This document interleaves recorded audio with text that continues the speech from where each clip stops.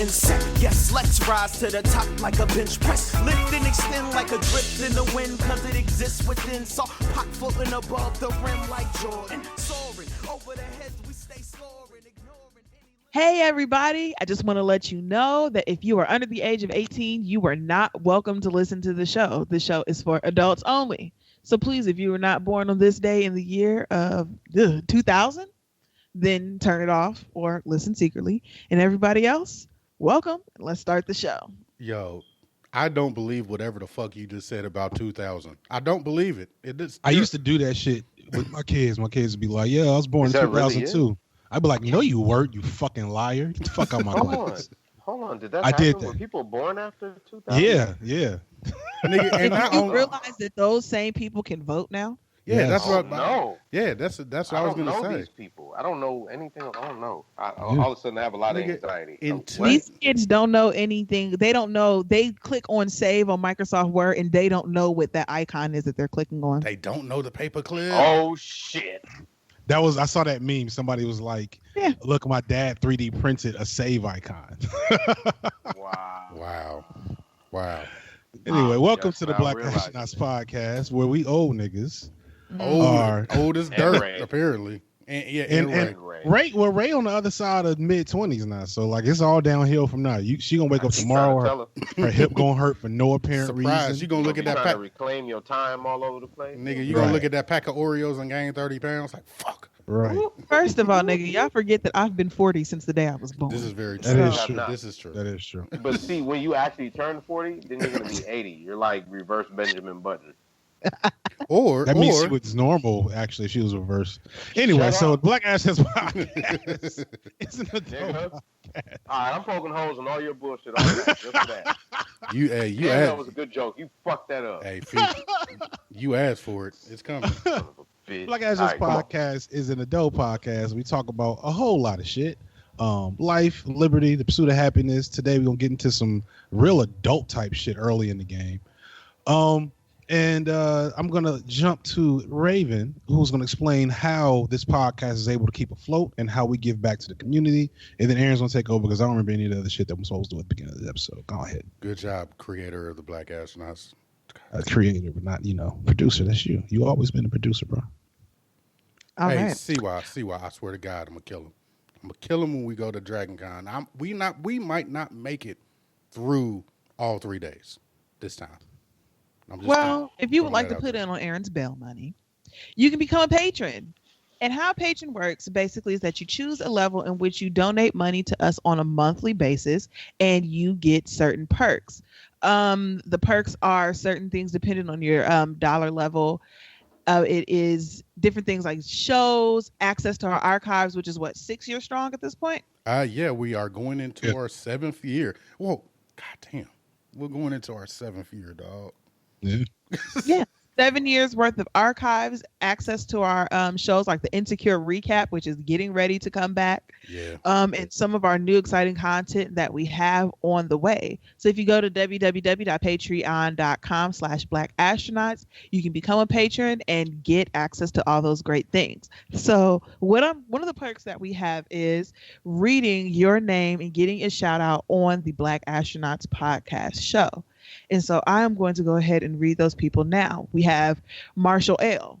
For watch folks who take naps before the club and never show up, Shadrach C., Black Sean, Nutella's Life, Sadida H.T., Just DeAndre, Veggie Vixen, Ron B., V. Williams, Feeks Beard, Peter H., Pashto Chene, The Legendary Shogun, Felt 5, Deloya, Shlonda W., Wonga, Cameron B., Mr. Brent, C. Mo, Ashley G., Chonella, Knowledge, Dre, the Disrespectful One MJ, Donald, Ophelia Ono, Teddy Funk, Charlie Snowflake, Angela D., My Fluffy Puffs, DJ Food and Drink, For Watched Folks, Ariana, Nikki M., Devo G., Tasha Salad, Shauna E., Scrum Master Flash, Jordan H., Lauren S., the Valentine Cast, Hiroja Shibe Space Odyssey Network, Jess T., Monique, J. Money Clark, and Byron T. Oh my God, Yeah, that's a lot. Don't It's worry. getting low. It looks like a lot of them. We gotta talk because I think I messed up, but it doesn't matter. Y'all got one over on me. so we'll correct a lot of that next week. But thank you all so much. Indeed. For being patrons, even if y'all not patrons right now, we still appreciate. We appreciate the essence you left behind. Exactly, and your listenership. This is a very important season starting up for us. It's con season, so that means my annual pilgrimage to Dragon Con, where we will be covering. Hopefully this year. Feek, have you looked at any of the people that are? Not at all. Yeah, it's some big names. And this year, we actually got, more of the crew coming out. CY's going to be there. Teddy's coming out. Teddy came last year. Rock will be there. Hopefully, we can get Bug, our website designer, on the show again. I'll make sure Bug's there. Yeah. Well, I'm going to see Bug anyway because that's a homie. But I'm hoping I'll make sure Bug comes. Yeah. Comes to this. It'll be fun. So yeah, man. Like I said, definitely appreciate you all. And if you can contribute now, if any time, now is the time. Because I was looking at hotel rooms, and for the amount of time I need to stay to get interviews done, hotels are looking like Atlanta is like South. I call it South Francisco at this point. Man, listen, dog. They said $1,000.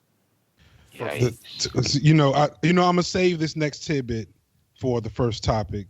So I want to just jump real quick. So real quick, everybody, what you've been doing, because I got all kinds of meat for this home ownership shit. Yeah, well, let me start because I never usually start, but I saw something today that like shook me to my core, bruh.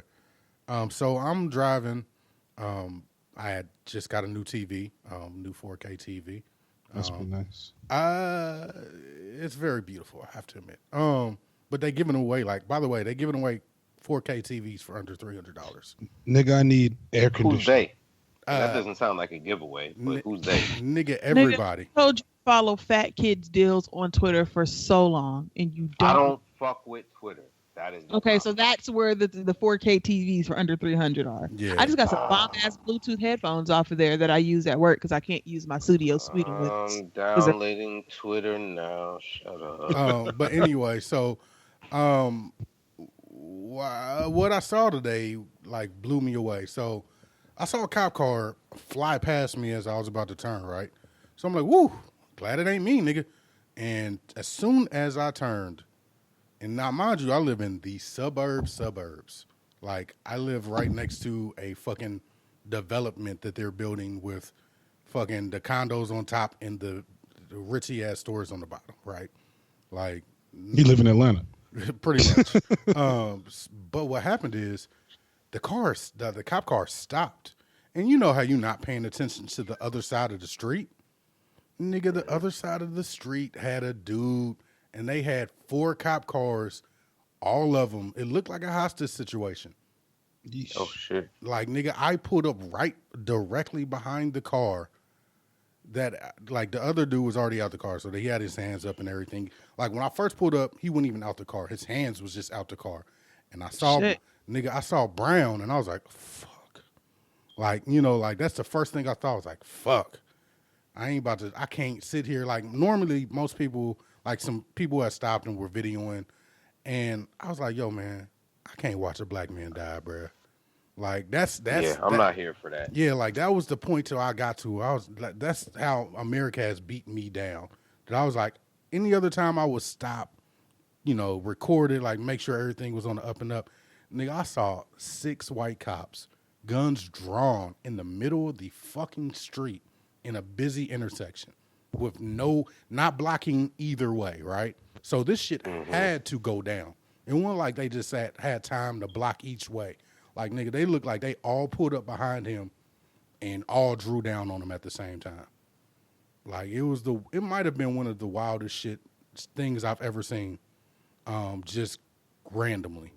So, yeah, man, today was a lot. But, I appreciate that it looks like, I ain't heard on the news about nobody getting shot. So, That's a win. I guess that's good. I was about to say, way to start off the lighthearted show topics. Nigga, Aaron. Right, look, you running around in Grand Theft Auto and shit. hey, nigga, hey, just imagine pulling up behind the cop car and like, woo, I'm glad it ain't me, nigga. And I've actually had that happen to me before, where there was clearly like some type of like sting operation that happened behind me. The cops were in front of me, and then the car they were going to get was behind me, and then there was another cop car behind that, and I saw the cops jump out the car with guns in hand and just start running towards our car, and then run behind us and like, you know, pull out on whoever was in the car. So yeah, I can actually relate. So this is the thing. A sting don't bother me, nigga. I lived in West Dayton. Like, a nigga, right, watching the nigga get ran up on by the cops with all black military gear on. I was about to say some SUVs coming through the street. Yeah, like, shit. Nigga, that ain't shit. But it was the it was the uncertainty.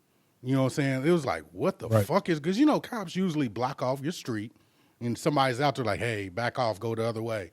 Nigga, when nobody stopping nothing, and these niggas the cops were drawn down directly pointing.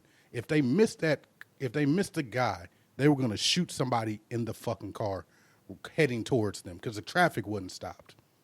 Mm-hmm. So I was just like, yo, this is wild. So hopefully that worked out. Yeah. Like I said, I never have anything to say, but that one bugged me out. Well, Ray, save us from happy fun time with Aaron. I really wish I had something funny, interesting to say, but I don't. I haven't been doing much of anything. You been working, nigga. Yeah, I work. I've been at work. I've been working my ass off, but it keeps me busy, you know, because lately I've decided that I'm not going to do a whole bunch of anything. I'm relaxing. And so it's like, okay, well, I'll just work and I'll go to work and I'll get paid for my time and then come home and go to sleep. It seems depressing, but it's really. No, it doesn't. It sounds amazing. I bet you got air conditioning. Kids. See, I have a dog, so I can just come home and play with my dog and that's fine. But like, and then on the weekends, that's when I go and I have my fun. So I've kind of turned into a little bit of a weekend warrior. That's what's up, man. That sounds like some dope ass. Like you when your day starts, you listen to that Alicia Keys song, or like the new Drake joint. It's a real one, and then you get to go to work and you do like work real good. And you come home and your dog is like really happy to see you. That's actually my life. Yeah. Yeah. That's dope. You living like a lot of people's dreams. Congratulations. I feel a little projection. just a little bit. I feel like, I mean, because my life isn't anything too spectacular. I mean, you know, I just go and I kind of do my own thing and it's whatever. Like, I come home and if I want to play the video game, I will. And, you know, I don't know. I don't really do anything. It's just been nice. I'm just saying nothing makes me want to be a single black woman more than that Drake song. Like, that shit just sounds like the happiest anthem. You know, I want that for everybody that's possible for. I mean, it's kind of true because, well, let me not say that on air. We can talk about that later. So yeah, if you want to find me, you can find me all over the internet at This Eight Is a Jerk. Indeed. Siwa, what you got? I ain't got shit. That's dope. We can keep moving. Where they going? I've just been working, playing State of Decay, went and saw Ant-Man. I ain't got much, man. It's hot outside. I'm outside every day that I can be. Bought a bike. I guess I got some stuff.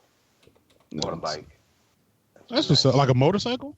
Or like a no, just a pedal bike. Fuck that. You know what? This is the thing. I'm an adrenaline junkie, and I have to know my limitations. I've been skydiving and some more shit, and just being in the hood. Like, I'm an adrenaline junkie, so I gotta watch it. Like, I go 90 in the ricketiest of cars and be enjoying myself blasting music. So I don't think motorcycle is the move for me. So I stick to ring ring instead of vroom vroom.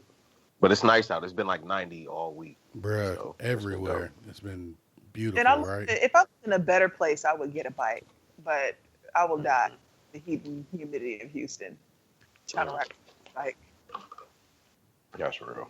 But yeah, State of Decay, working, enjoying the summertime, going to the pool, riding bikes, kicking it and shit. It's been good. Also living that single life, doing whatever the fuck I want to do. Sorry, Fee. Is there a male? I don't want to be single. I just want to have a single life. I know. That sounds worse. I know, but you can't have one without the other one. Mm-hmm. It does sound way worse. Yeah. I just need a parenting vacation.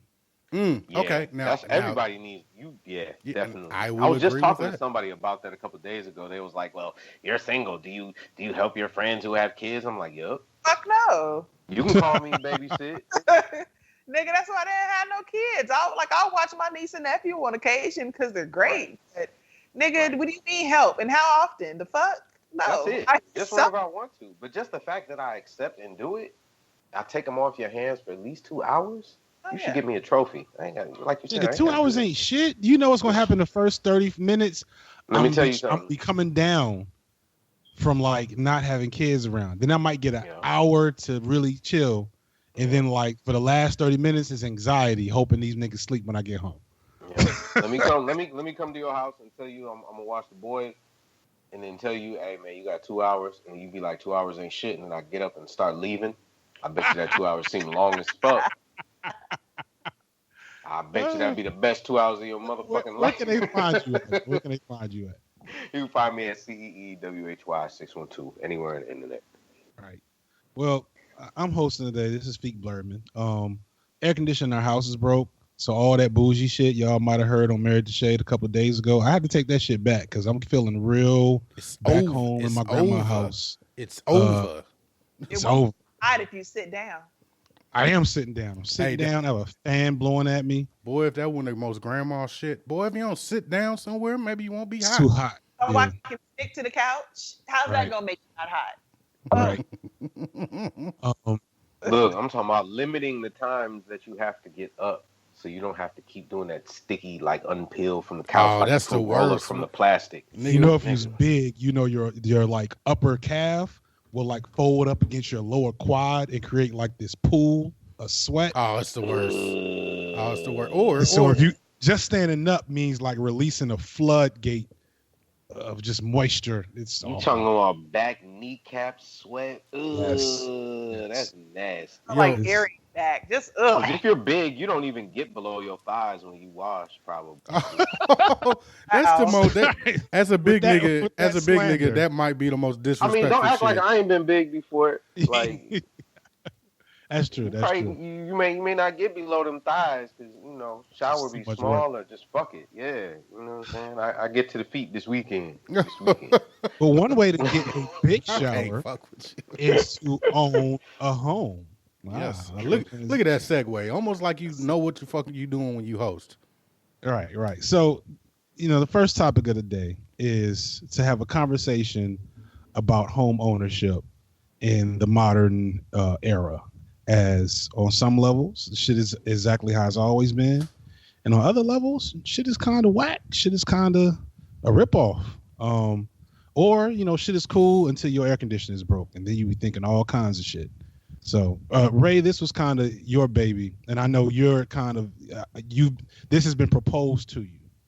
Yeah. So why don't you start us out? Okay. Well, as for the people who don't know, are new listeners, I live in Houston, Texas, and I currently live in an apartment complex. And I've been in Houston for has it been 5 years? I've been in Houston for 5 years. Yeah, it's been at least 5. Ooh, it's time for me to go. But I've been in Houston for a while, and so I'm in the process of potentially looking for a new apartment. I have a new job, and where I live now is very close to where I work, but I'm kind of like, okay, I want to live in a different section of town.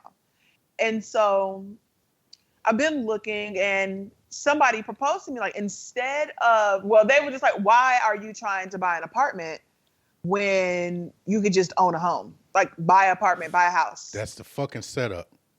That's why they get you. I know you feel like you're being super practical. Not to say that you don't have a good idea, but just beware, my nigga.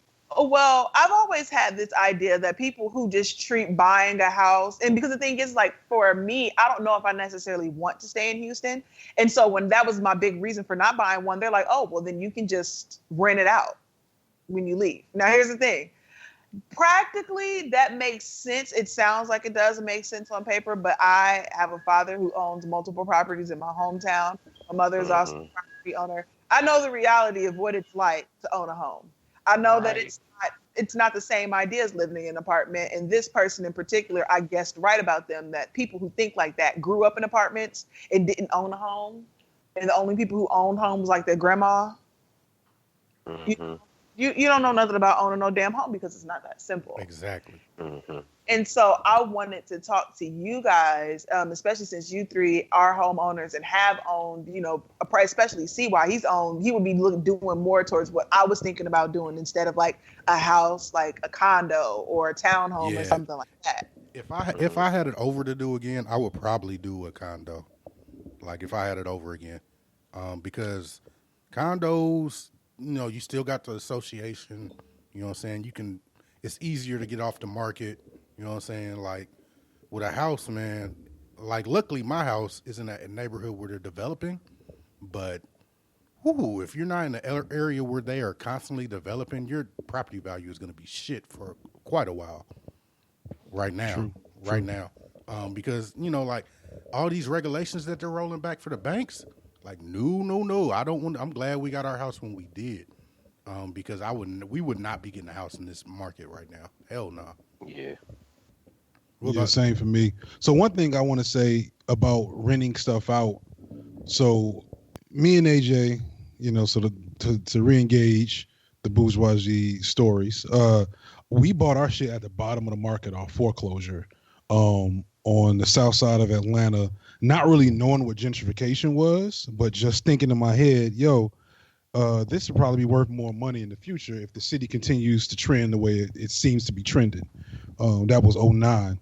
So we paid. By the way, your house is, I have to keep saying, your house, like my house is nice, but your house is nice as fuck. It's beautiful. Yeah. I understand why y'all took the risks that y'all did for that house. It's a beautiful house. And so furthermore, so on top of that, it's also now worth like probably close to 3 times we paid for it. Nice. A house up the street that's half the size of ours is just went on sale for $200,000. We paid $100,000 for ours. Yep. So we're probably looking at being able to sell for close to $300,000. But now, like seeing how that prediction is coming true and the trends of the city in Atlanta, I don't want to sell this bad boy. Right. We live in such a dope spot in terms of like the functionality of the city that we can rent this out probably for twice of what our mortgage is. And so that is scary, but it's possible. I know for a fact Can rented, she had a townhome, maybe like 5-minute drive from where I'm at. And she bought with cash for like $5. And she sold it like recently because I think that her and her new husband are building a house where they at. But she rented it out for like 2 years while she was, living elsewhere. And as far as I know, it was relatively easy as long as you get the right company to manage the property. That'll take a chunk out of the profits. But if your goal is more so just to save the investment, which, I think is really, I don't know. I don't know enough. I wish this is maybe one time I wish we had Teddy on because Teddy's, this is his lane a little bit. Didn't Teddy used to do like house banking? He used to do mortgages. Mortgages. But I'm just saying, like, if you happen, I would advise if you got the money and there's a come up situation and you don't mind the stain on your soul for being a gentrifier, I would maybe pull the trigger on buying something, if not just to hold it and see what you can flip it into. But that would be the only reason. Like, I wouldn't be buying a house right now as my forever house. Yeah, that's definitely true. The issue with that is that the market in Houston is very volatile because it hinges very, very, very heavily on oil. I'm not putting my life on the line for no oil money. Houston's mad spread out too, isn't it? Yeah. Yeah, no, the area that I would be in would be a pretty metropolitan area. The only thing is that I don't really see the area getting very much more developed. So it would be like, okay, the property value is, because the thing about Houston is that there's still room to build. So more people are into building their own homes than buying homes. Because everywhere that's established, everybody's staying. Like nobody's moving out of the energy corridor. That's interesting. Like, so if you're in an area where it's, I mean, unless they plan on developing even more, which the area that I'm in is West Chase, and that's like, if you're not from here, so I'm not familiar enough with Atlanta to give you. I'm about to just put that shit in Trulia. Yeah, like all millennials, I got that shit on the front screen of my phone, that and Zillow, at all times. But I can give you some area codes to look at, but like it's not. Pretty much anybody who's in a decently established area in Houston where this would be, they're not getting ready to move. It's $1 million homes in that motherfucker. Oh, there's $1 million homes that could easily be around the corner, but then they can also be around the corner from the hood. See, Third Ward, where gentrification is like real. Yo, these shits is wild, son. $6,000, 6,000 square feet. Listen, but then the thing is, like, looking at apartments down here, they have apartments that are they'll have an apartment over the what is it called? Over the garage apartment. Mm-hmm. Where they'll charge you $700 to live above somebody's garage in Montrose. Like, no. Like it's really crazy because you can find some decent stuff and you can find like it's in meeting in the middle, because people are, for the price that you can get an apartment, you can go and get a house. So it's interesting. I'm looking at this Trulia app. And literally, like, so on near Walnut Bend is like clearly looking like the projects. It's $83,000 townhomes that look like some shit from 8 Mile. And then you go 2 blocks over, $600,000, 3,000 square foot homes. What streets are those off of? That's Willcrest. Willcrest and what? Richmond. Oh yeah, that's the West Chase area. That's the difference between living in A-Leaf and living in West Chase. So let me ask you, what's your new job? You work for the Illuminati now? You an Illuminati accountant that you got like you in $1 million neighborhoods? You want to know what's funny? What's funny? That street that you was talking shit about, like, I don't live that far away from there. I live in the hood. It's very close. That has always been my thing. I prefer to live kind of in the hood, but I like to live close to the nice stuff. So even though the area that I live in is hood, I live around the corner from a Trader Joe's. I live around the corner from like 2 Targets. I live around the corner from Whole Foods. Nigga, I have all the nice stuff, and I just live in the hood. That must be a Dayton thing, because that's exactly how it is with me.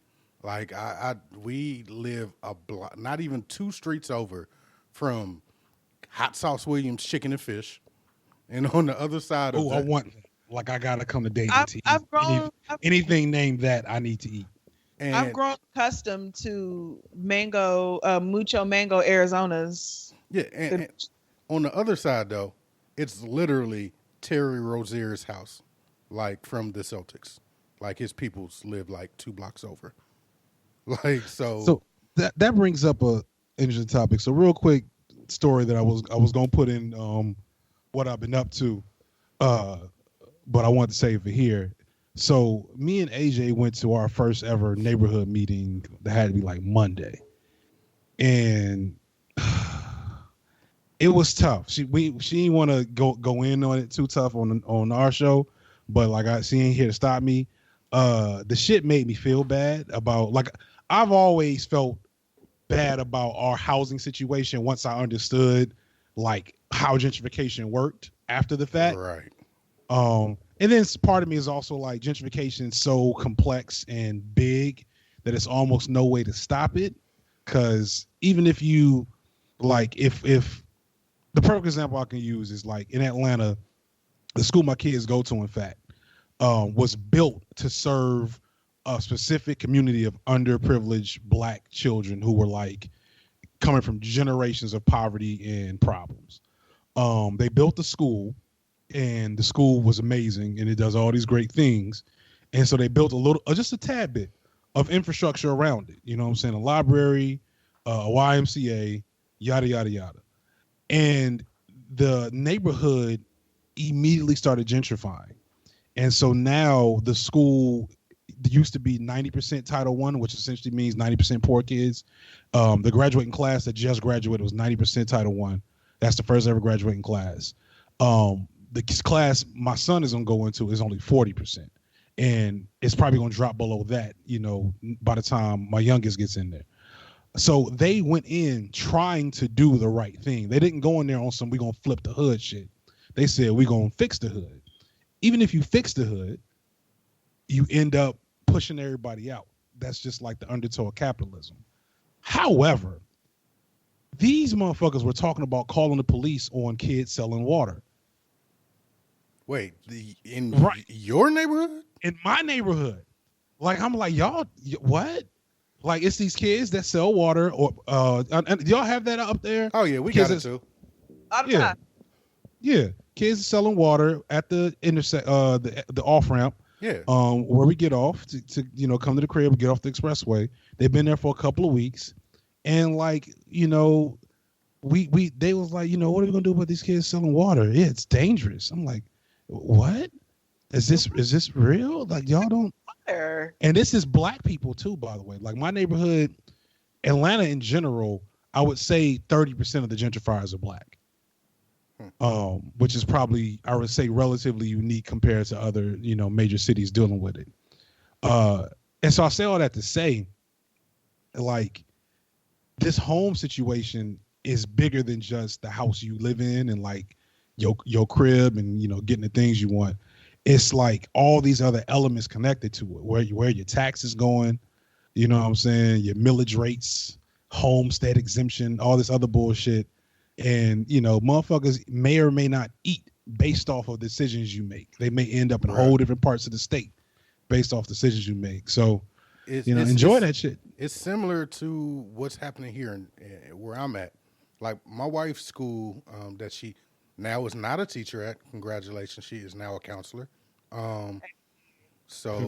Yeah, her first year, she got 10 years in teaching. Now she's a counselor. Like, fuck, need to catch up. But so what happened is when they first, like when she was in high school and elementary school, all the white people all went to that school too. So the parents all paid taxes and were more concerned about levies for the school. Well, now they're sending their kids to private school.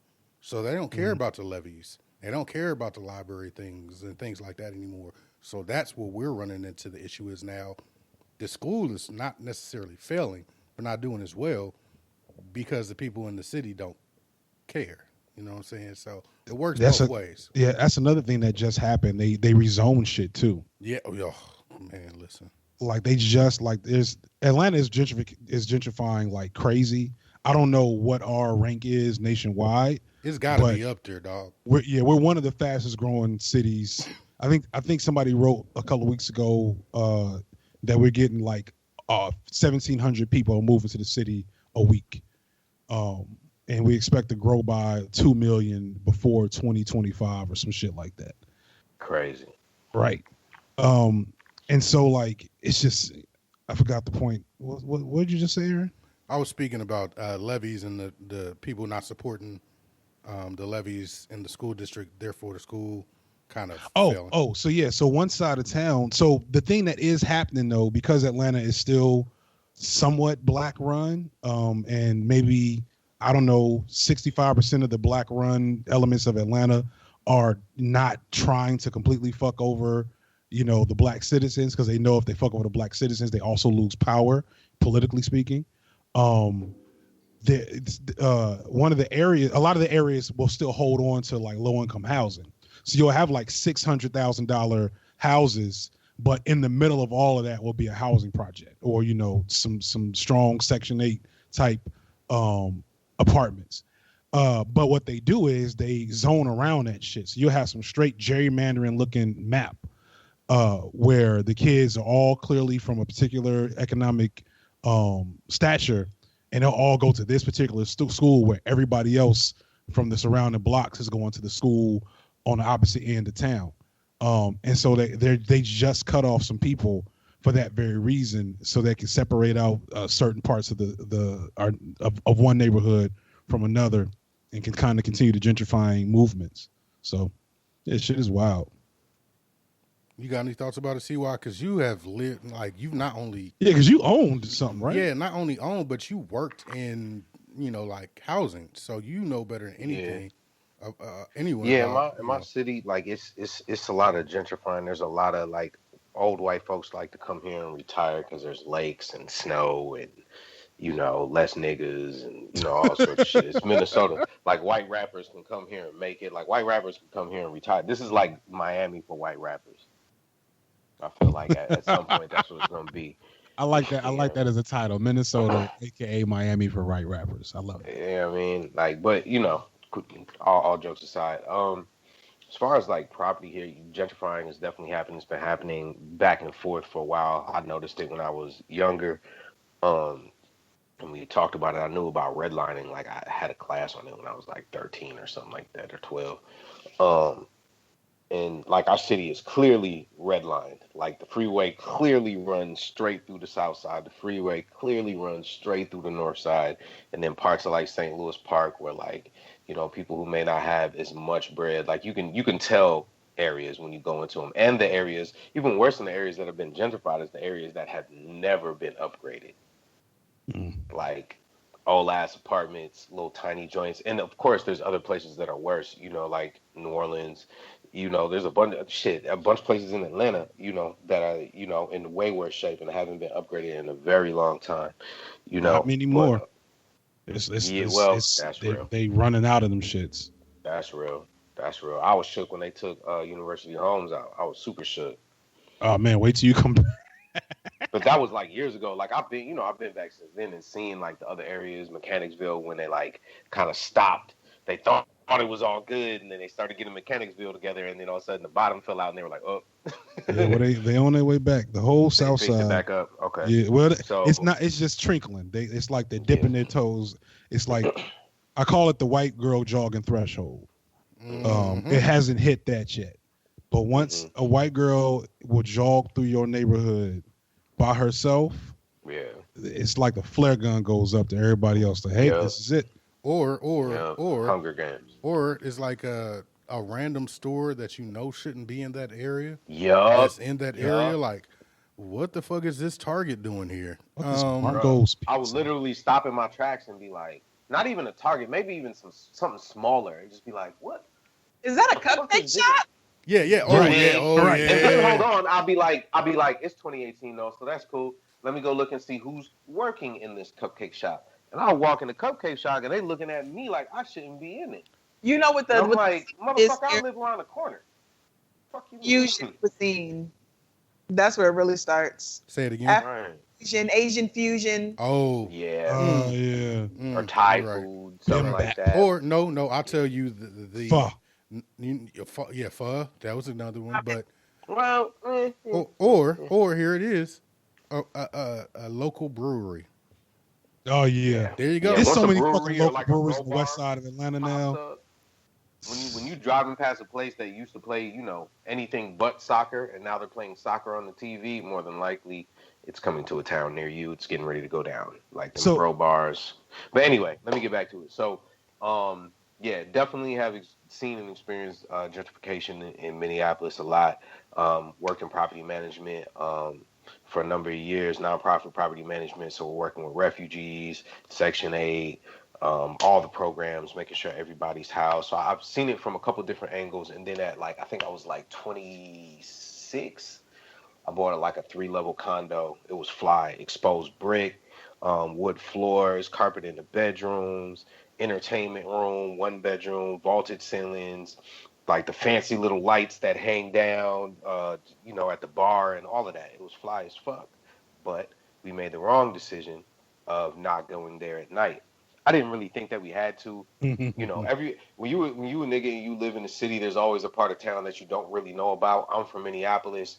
I don't really know everything there is to know about St. Paul, but I wanted to be out of the way, so I went and got out of the way, tucked myself away. It's a block away from a school. Look it up on Zillow. It's 296 Maple Street. Dope ass condo. dope ass building that's right on the corner. It's a block away from a school. It's 2 blocks away from downtown St. Paul, which is the state's capital. It's 1 block away from $1 million, $1 billion, like painted lady looking houses. And every other week, somebody was crashing into the front of this motherfucker because it was at a busy intersection. The first time, I was married at the time, first time my lady went out and walked the dog, somebody tried to approach her. Thank God Blue is a G. And he did what he was supposed to do. So after that, went and got the pistol, kept that up, taught her how to use it. Because you see that once, and it just like we were talking about last show, there's certain little, hood spidey senses you get once you start to see certain shit. I didn't have You know what I'm saying? And you're dumb, and you're dumb if you don't get ready. You better be caught with it than without it. And then 3 weeks later, the house at the end of the block got boarded up, and another house got boarded up, and another house got boarded up. Again, I'm a block away from school. So this is like the beginning of the gentrification of like, the streets are all fucked up. Nobody clearly, like when we had got there, the streets had just been paved over. When you live in the Midwest, especially in Minnesota, like the streets are usually always fucked up, kind of even in the nice parts because the winter is so harsh and everybody's got big cars to deal with that shit. So we're always kind of like Atlanta. We're always kind of dealing with the road. So we didn't really trip over that. But then when I started to put everything together, I was like, fuck, we just jumped in at the beginning of gentrification. And before we bought our place, it was right before the housing market hit. So we got hit with a double whammy. And fam, I was telling, you're young, you're black. All the old black people say, buy. You should buy a home, picket fence, all that shit. We made it, all of that. And I'm like, I'm not a housing guru. But again, I'm from my spidey senses was tingling. I was like, man, we should rent. We should rent and just chill for a minute. And nope, went there and bought just because you give into the pressures and then you don't, like our parents, some of our parents, it was their first time buying a home. So they don't always. And that was also some shit they weren't even allowed to do. So it meant so much more to them. Right. And it's the same thing with college. Some of our parents, it was the first time they went to college. So they don't really have the tools to teach us how to get through. They just kind of, they ragtagged and made it through or maybe had some game. But a lot of us don't go to college, don't go into buying homes with knowledge, that we should have. It's just kind of like, how we push our kids out at 18. Like, ooh, I'm glad you're grown. Get the fuck out of here. Say, just go get a home. Figure it out.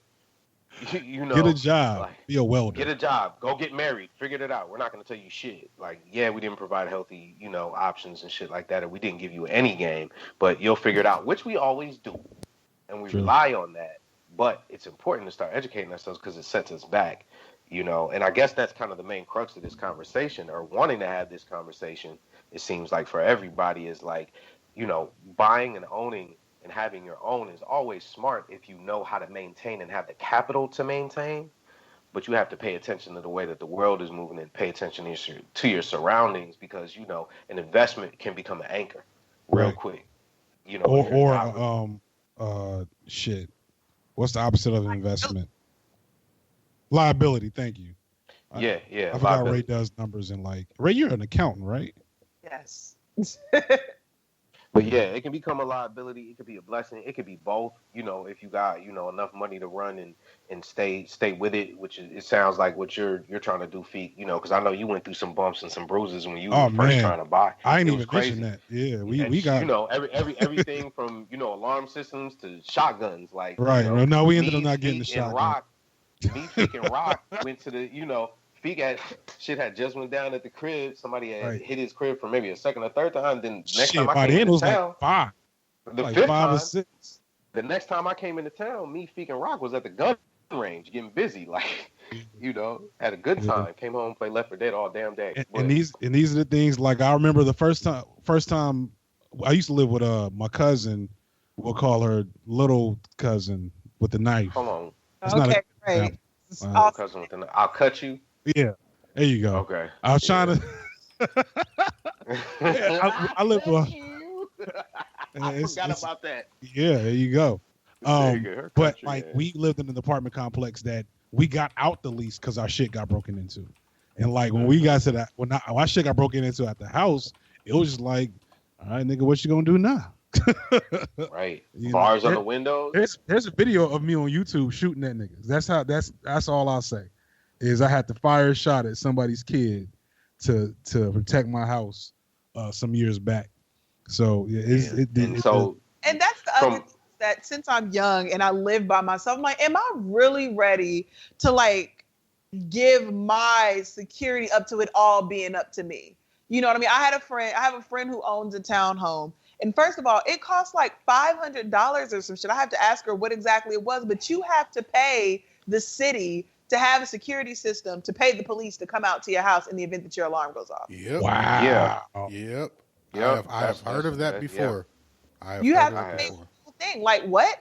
And then the thing, but I mean, at the apartment complex, at least there's, where I live, there's somebody who's responsible for that shit. If my air conditioner goes out, there's somebody responsible for that. If anything goes wrong in my apartment, there is somebody who needs the other way is like paying mobsters, like they come into your house, like stick them up, like for real.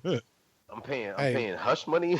Real talk. The best thing that I had when I lived in an apartment was a fucking gate. A gate will stop just about anything of reason. Like people might fuck with your car or something, but they ain't coming to steal shit because they can't. It'll stop the random niggas. Mm-hmm. Because most break-ins is just kids that noticed your car ain't outside. Right, and they've been through that yard 6 or 7 times. You know what I'm saying? So a gate just means they trying to get a TV over or Xbox over a gate. That's just a liability. They can go next door. Right. But I wanted to semi-pivot though into White People Update 2018 for July. Hey, as my boy Aaron Rand Freeman says, secure your white people, please. Secure your white people. White people, please secure your white people. It's a lot going on right now. So just stories, I mean, because I don't know. Like I'm wondering. I'm thinking there's a white people algorithm that noticed that Black Twitter and Black Facebook will eat it up. So like I've been like, have y'all seen like the food shit where they're making like cake out of SpaghettiOs? Oh God, it's the fucking worst. Like today I saw something where somehow they fit 40 white kids in a porta potty. I saw that too. Yeah, I saw that one too. I was like, okay. And they celebrated that shit when they all got out. They clapped their fucking ass. White people in, fam. Just white people.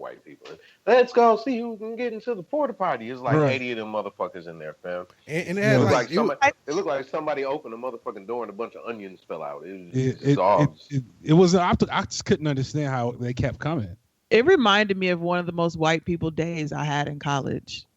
Do I need to tell the story? Yes, it's not nearly as bad.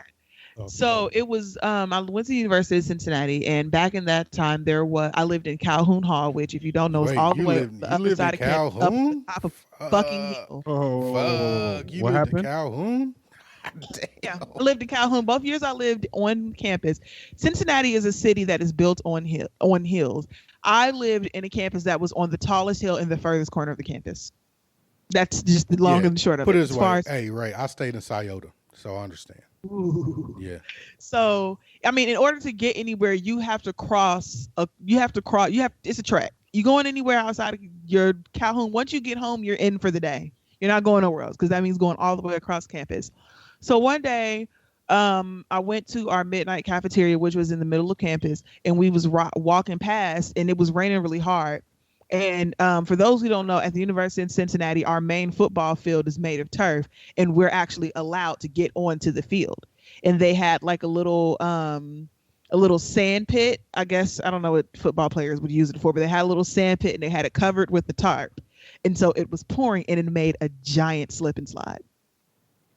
Yep, so everybody ran down on that. Sounds like some shit I'd have participated in. It was, you couldn't not do it.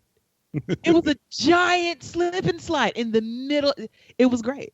It was amazing. And it's no shit. It's no rocks or nothing. You're gonna slide all the way through because it's turf. It was we stayed on until the police rode onto the field with their cruiser and told us to get off the field. And so that's actually the pit. That's the pit for the long jump. Yeah, sure. Probably. Track and field shit. As you said, the football pit. Don't shore me. No, it was on the side of the football field, and that's why I was so confused. That's where the track. You are the most non-sports ball person. But they had a track thing. They already had a track and field area. This was on the football field, and it wasn't long enough for like long. I don't know what the fuck it was for, but it was there, and it was covered with a tarp, and it had a good solid 6 inches of water on it. So we slid down. So there's the flip side. Without white people's whiteness, I feel like there's some fun shit that wouldn't exist. Like that shit. Like you have to have a white mind that is not worried about being like arrested or getting hurt to say, I want to slot in this giant. Can I just? You do it. You do it. Right Yeah, there? you do it. Because you love white people. Because without white people. Because without white people's whiteness, we'd be free to think shit like that. I was just about to say and we probably would have been thought of it.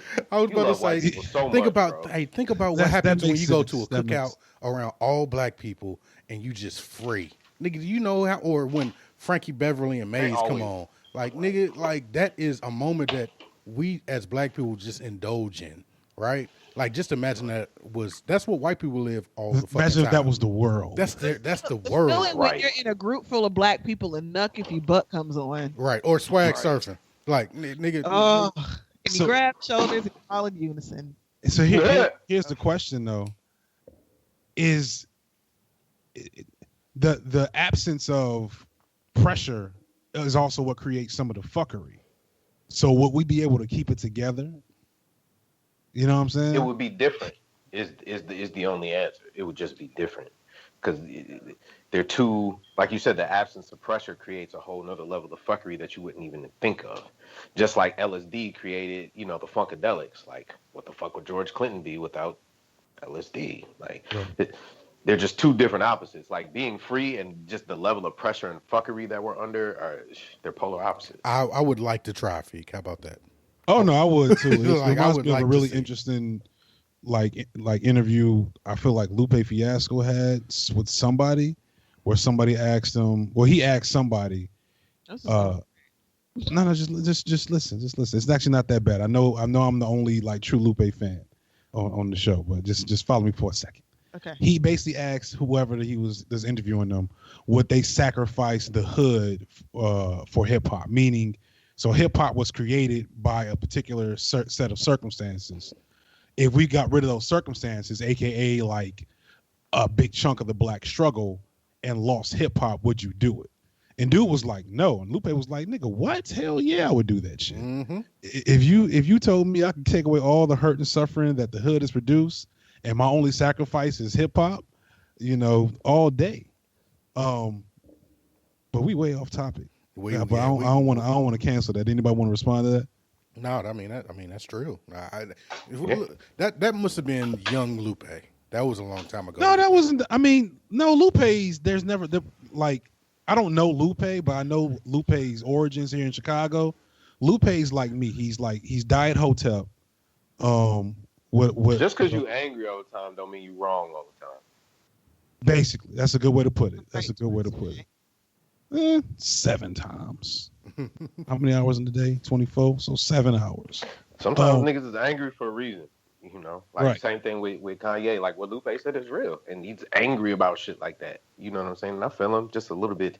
Right. Well, I can't tell somebody that they're too angry because you feel how you feel, and shit really goes down. When your friends get killed, or you live in a place like Chicago, like you could be angry about whatever the fuck you want that ain't right in the hood. I'm not gonna tell you can't. Yeah, there's residue from that shit. But speaking of angry, so within this same realm, I saw a really interesting. I feel like you posted this, CY, which is Joe Rogan, talking about the kid shit with Trump, and like so. I actually, for some reason, been listening to Joe Rogan a lot in the last couple of weeks, just like YouTube and his podcast snippets, because CY says I love white people. I just find them a very fascinating topic. That's more accurate. They're like, I want to research their shit because their shit is just fucking fascinating. But you find them fascinating, like the scientists on animes and shit who go to. Yeah, it's actually probably bad because like I'm gonna fuck around. I'll be having to reel you back. Like, no, that's not cute, fam. It's gonna get you killed. Hey, no, you gonna be like, I discovered the secret, and we ain't gonna see Fig no more.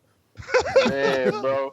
I'm gonna discover the real Get Out shit. Like I'm like you're the white woman who goes and lives with the monkeys in the jungle, and then suddenly like, And I start crying when bad shit He happens was to him. You beating don't the shit out understand. of me. I'm gonna start calling dogs fur babies. Oh no. Stocks. So, but AJ has Birkenstocks. Why do you do That's she AJ gets has nothing me. to do with you in You that. heard that. AJ has nothing to do with you in that because she put anyway. It's too personal. So right, Joe Rogan though. Yeah. So Joe Rogan is I don't know if he's the worst type of white person or the best we can do. The centrist? Is he centrist? I would say he's centrist means that you know about both sides and you choose the middle. Joe doesn't know anything about either side. But he does. No, he doesn't. He admits, like Joe, like that's what makes me so pissed off at people, at white people like Joe Rogan.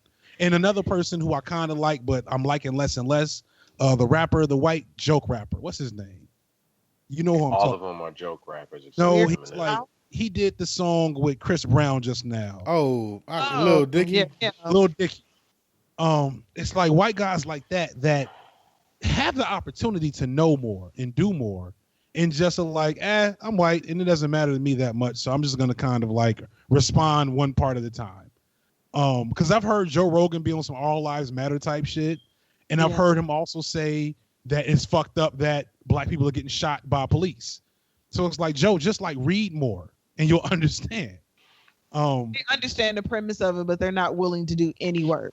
Right, exactly. They don't have to. They What don't, do we? they don't have to. Like nobody's holding them accountable, and nobody ever will. And there's no penalty to their lives for not knowing more, but they do get the brownie points of, oh no, I get it, but you only get it in theory. Yeah, at least that's why I don't be giving them brownie points. I'd be like, fuck them points. Either these hard-earned points or none. There's no brownie points. There's only points. None. There's no brownies over here. Right. What do you mean? And if I had some brownies, I wouldn't be giving them to your ass. Right. High-end pastries. They're for the squad, not for you. You're new. Fuck out of here. So is there no strategy or wave that can be attained through? Because the problem is that is what's the word I'm looking for? That's like the unobtainium in the political sphere. You know what I'm saying? What is? That group of white dudes and women who aren't like at their core awful like, you know, the rest of them, but they are awful enough that they don't care enough to recognize that they can do something about the fucked up shit they notice. Did that make sense? It's like they have enough humanity to feel bad about shit, but not enough to do something about it. So it's like I'm in the state that that's Minnesota. I feel like there was a great Negrodamus who speculated on the danger of the white moderate. Yep. So I kind of feel like I just feel like those type of people, they're just as useless as white women. Because they're always white women.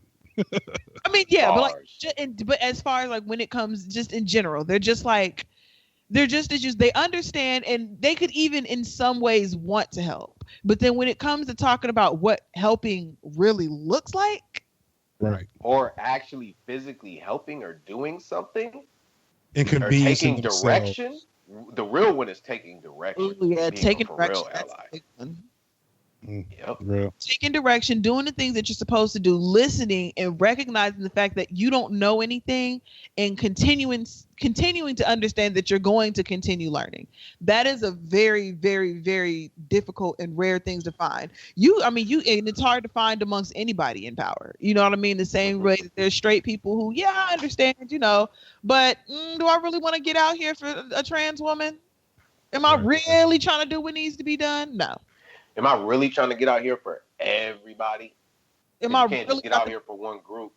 Am I really about to put myself on the block for them? And 9 times out of 10, the answer is no. And as far as like a way to drag them along, the only thing you can do is, make them uncomfortable and make it touch them. And then they'll be the ones to start to act and start to affect them. The problem is that comes at the detriment of us. We got to feel it before they feel it.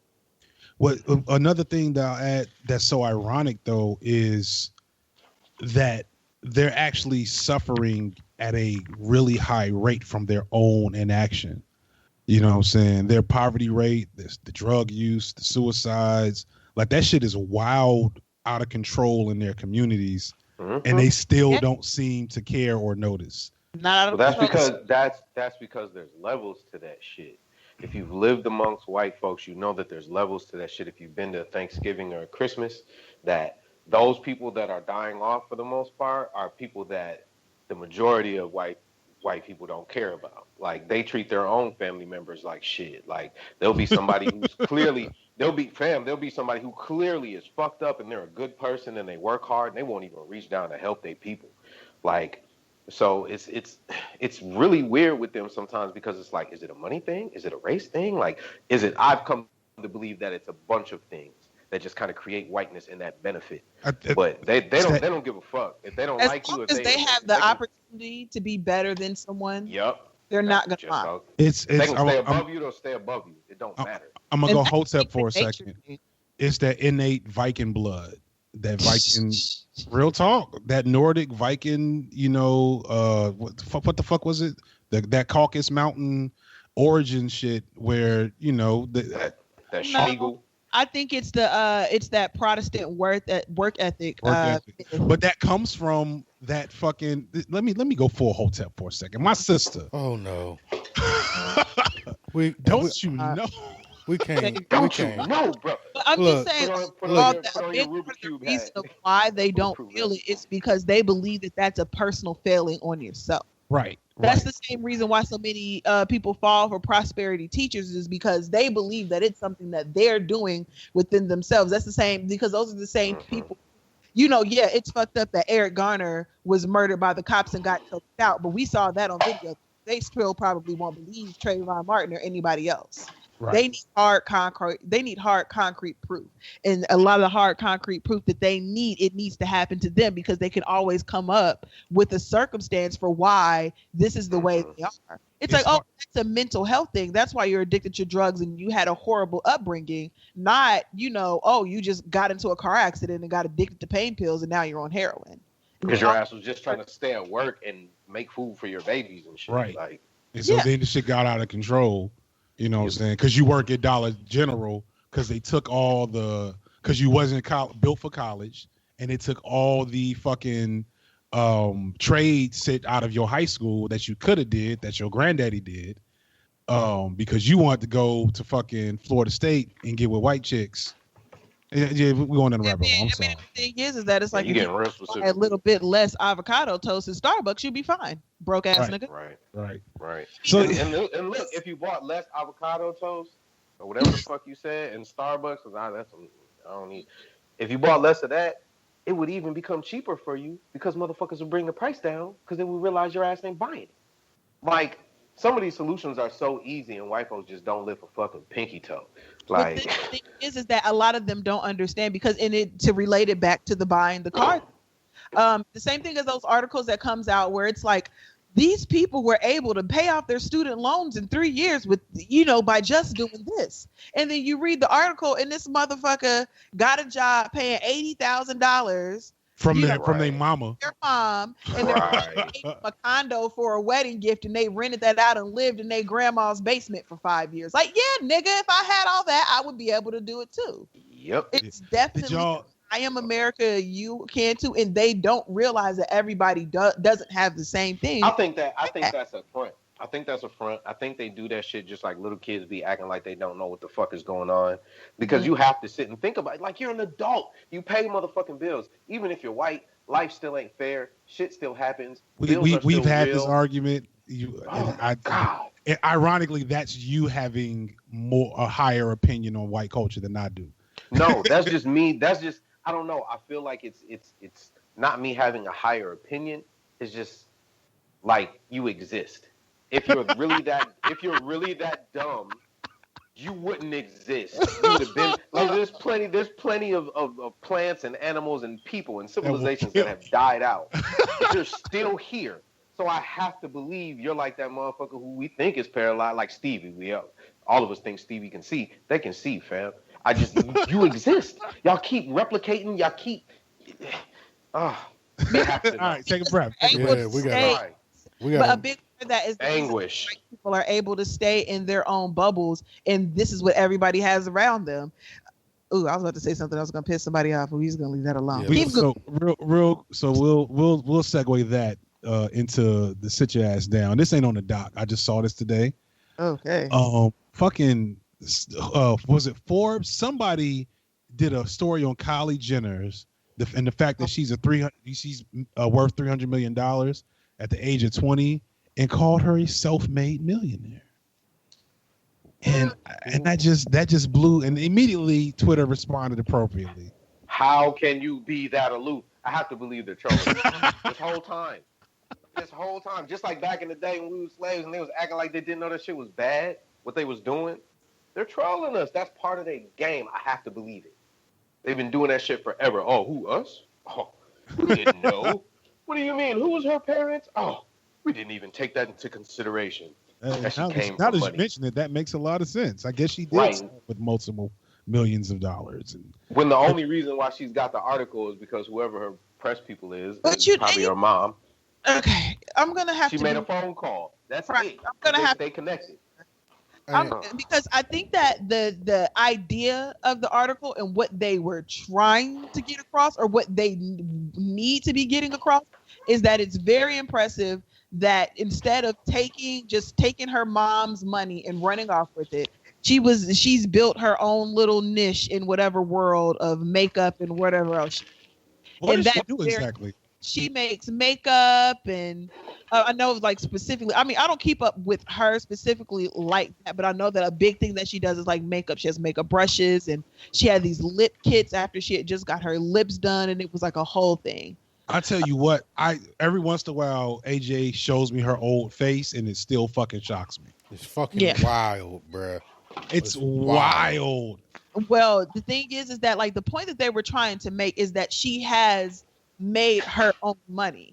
But I mean, made her own money. The problem is that you made your own money starting off with absolutely ridiculously huge advantages, such as a marketing genius mother who has connections in Hollywood and the beauty world. Capital.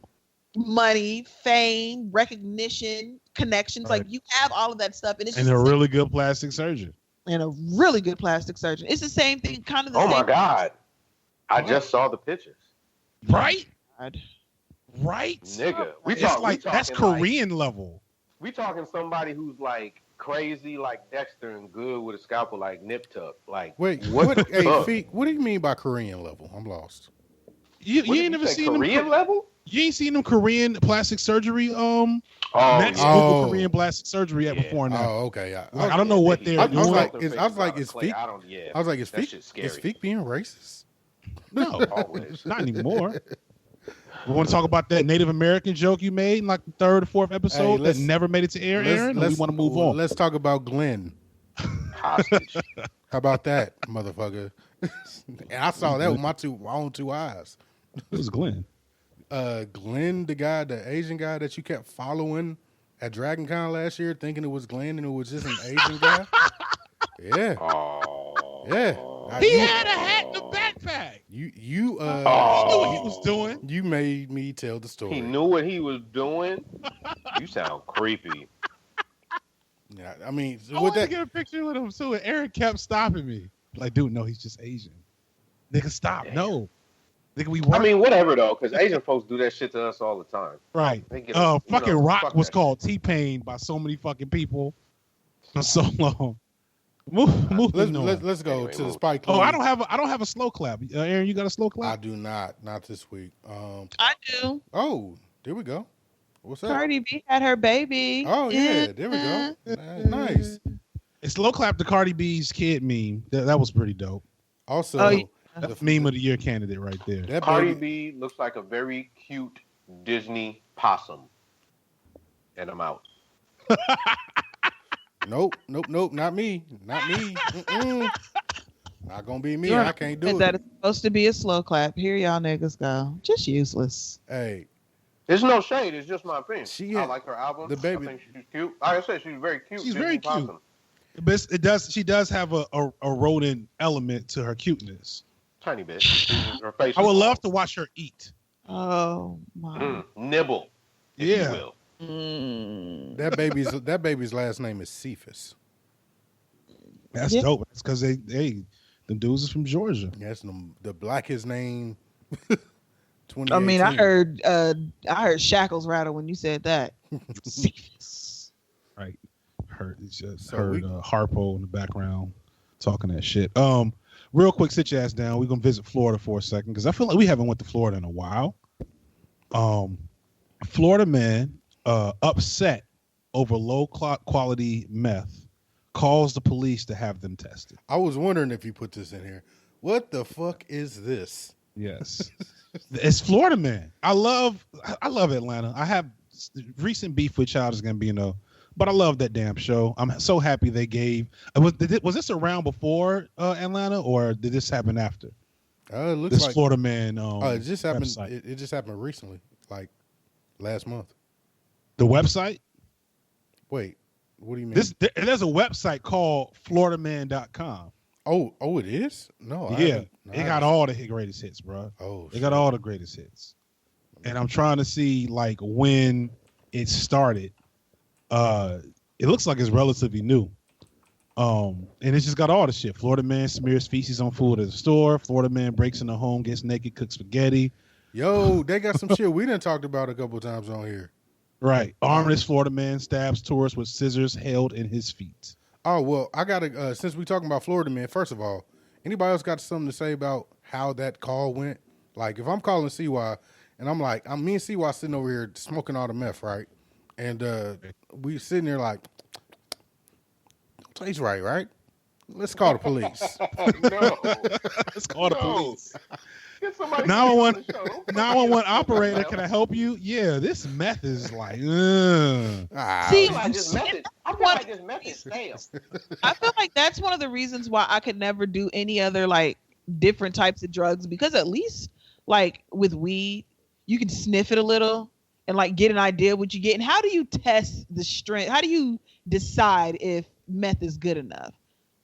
I have no If other there's than anybody out there who's listening, there's a Black Astronaut podcast fan that smokes meth. Hey, you know how you know? You wake up the next day. Yep, it was good. If you know, you know. Right. I'm alive, nigga. Let's do it again. Because at this of course, they arrested him after the fact. Yeah, like at this point, like if you smoke meth, like knowing what it does to you, bruh. Well, I mean, but no, like, because first off, meth is making a comeback. Like, as the opioid is still a big problem, especially with them, because I would have to start getting into some. Well, the opioids or the meth? Opioids don't fuck up your teeth. See, I understand opioids. I don't understand meth. And now that I understand, because I've always had this question of like, people my age have taken DARE. We all had to do the classes where the cops come in and tell you not to do drugs. And even though, I kind of ignored them when they was talking about the alcohol, I failed them niggas on that. They scared me pretty good, just like cigarettes. All those little speak out against tobacco commercials have scared me away from everything. Hey, you know what happened with us, though, in our generation? They fucked up by calling it all these street names and then renaming it. Like, don't do ice. What the fuck is ice? Yeah, they tried too hard. Like, nigga, just tell me, it's meth. Like, I found out ice is meth like 10 years later. Like, oh, well, glad I didn't try any ice. Would have been fucked up. Like, look, man, that meth mouth. Oh, man. Well, see, from what I understand, you walk around a cave full of horrors in your motherfucking mouth every time you speak. From what I understand, and this is kind of pertinent to the story, is that the higher quality meth doesn't create as many of those issues, which is why I'm sure got meth so hot. Wrote that. Well, this is the streets, but the white streets. So I'm let's take it or leave it. But that was kind of like that was the premise of the whole shit with fucking Breaking Bad and the blue meth. That the purer and higher quality of the meth, the easier it is on your system. I'm just saying, it sounds so ridiculous. Heisenberg had to write that. That just doesn't make any. This meth is better. Like this meth actually cleans your teeth. This meth isn't gonna do what meth usually does. Oh, okay, all right. Except get And you then, high. do you really want it as a meth head? No, you want your teeth fucked up. That means it's the good shit. You ever been around a real drug? I mean, real shit. You ever been around real druggies? Real druggies? Like, yeah, that's what they want. They want to be fucked up. They want the whole shebang. Somebody die. Let me get some of that. What? Right. Light you up. Yep, exactly. Cryptocurrency. What was the joke? What was that classic before he started losing his mind? This is death. This is a dark. This is like a real dark segment right now. So we'll wrap it up with the shout out to again the Cardi B's baby. Oh no. I got one more. First of all, we didn't talk about Papa John's. So sit your ass down. Get the fuck up out of here. Sit your ass down, Papa John's. Peace. Your pizza was low tier anyway, bro. I got a Miami man that I wanted to talk about.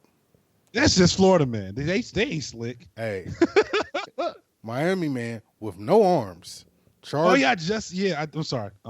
Charged with stabbing Chicago tourists. So first of all, at this point, I'm afraid to see a Florida nigga and a Chicago nigga go at it. Because a homeless man with no fucking arms stabbed a Chicago nigga. Like, I could not imagine.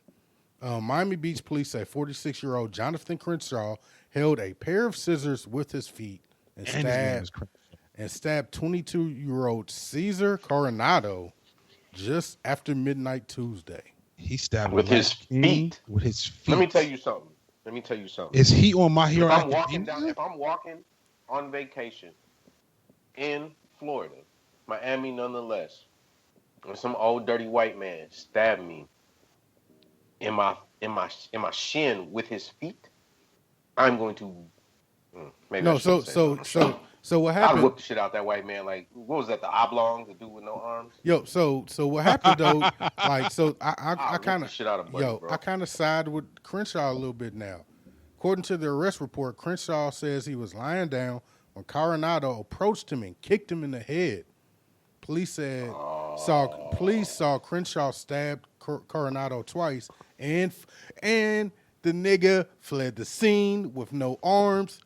Fuck yeah! Hey dog. Hey. Yeah. Hey, hit him with the foot stab and was out. I don't see. Hey, he's like one of those fighting fucking roosters and shit. The little blade on his feet. Real talk. Crenshaw got no problem with you. This is actually a slow clap. Whoop that nigga's ass. He kicks you in the head for no fucking reason. Nope. Can't do shit like that. Stab. He just woke up and stabbed you, bro. You know, fuck him up. But you got. Right. Can you imagine being a tourist though, and like walking up, like just one of your boys, and you're like, yeah, man. Oh shit, why the fuck did you kick him? Oh, did he just stab you with his? We wouldn't be boys no more. If we're out and about out in Miami and we're kicking it. Yeah, what kind of savage? No pun intended. And we're kicking it, and we see some homeless dude laid up on the side, whether he had arms or not, and you kick him in the head, you might just get your ass beat by me. Yeah, like fuck that shit. Like we don't fuck with niggas like that. Like that's some sociopath shit. And he was 22, so he was young too. Nah, I bet he won't. Nah, we don't kick like that. That's fucked up. Yeah, I bet he won't kick nobody in the motherfucking head again. Yeesh. Oh well. I hope homeless dude just figures out where he lives and just moves around the corner and just keeps following his ass. Well, on that note, he don't do nothing to him. He just, he just be slinking around the corner and shit. You know what I'm saying? Just looking at this that we're gonna wrap it on up like a little kid in a sleeping bag. This has been another episode of Black Astronauts Podcast. This was your host and creator of the podcast, Feek Blurbin. You can find us at all kinds of places. Tell them about it, Aaron. Black Astronauts Podcast at gmail.com. Leave us a 5-star review. We guarantee to read it on the show. Also, leave us feedback, 502-498-8814. HWAP is... Mary Shea came out this week. HWAP's next week. And this is the last show y'all will get for this month. We will be planning a couple things. Me and Feek are talking about doing a video game book club, so be on the lookout for more information about that. And we have a couple other things in the works as well. So we're ramping back up, folks. Sorry that it took so long, but like I said, we appreciate y'all patience for those that stuck around. So Feek, go ahead and wrap it up. That's pretty much all I think we need to be saying. Anybody got anything to add? I do. Scrum Master Flash, come get your money, bro. Oh yeah, Scrum Master Flash, please come get your money. That sounds about right. With that said, y'all, thank you for coming out. Peace. Peace.